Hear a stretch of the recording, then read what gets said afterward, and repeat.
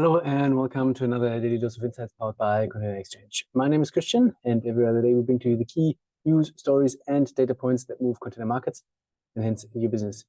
Today is Wednesday, so we take a quick look at some of the key markets, some of the key charts that move over the course of the week. Let me quickly share my screen, give you a little bit more guidance on what I'm talking about. What I'd like to sort of discuss and point out today is are the differences between container leasing prices Transpacific, so Asia to North America, as well as on the Asia to Europe trade lane.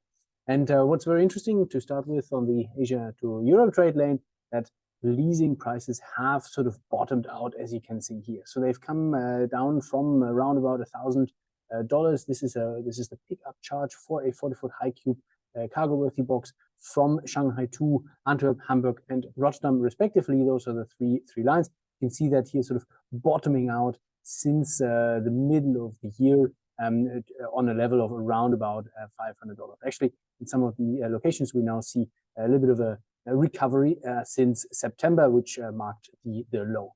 On the other end, if we look at Transpacific, so Shanghai to Houston, Denver, and Long Beach, you actually saw the bottom out much earlier in the year, in sort of April-May period, and since then leasing prices, despite a little volatility week over week, have increased significantly again to a range of $300 to $500, $600 for a one-way box.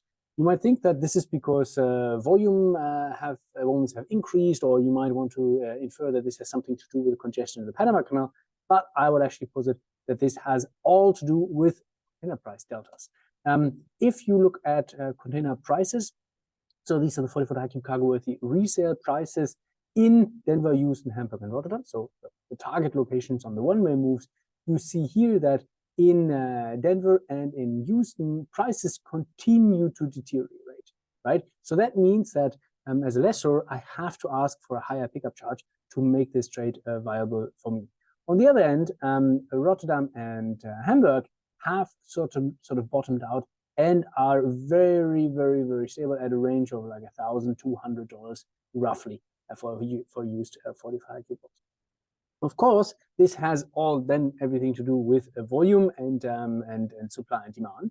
And what this means is that there is a structural oversupply of secondhand containers in the US, also compared to the demand levels, which continues to depress prices. So we haven't seen the bottom here yet, especially in Denver. Prices continue to deteriorate.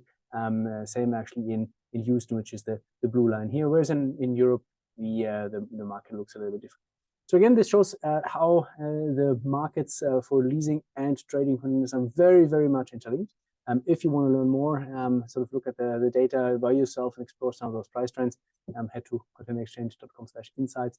There's a lot more for that. And of course, this data helps our market participants to make better decisions. Now, enough of the marketing. Thanks a lot for tuning in. I hope this was somewhat interesting. See you all on Friday, and have a good rest of the week. Take care.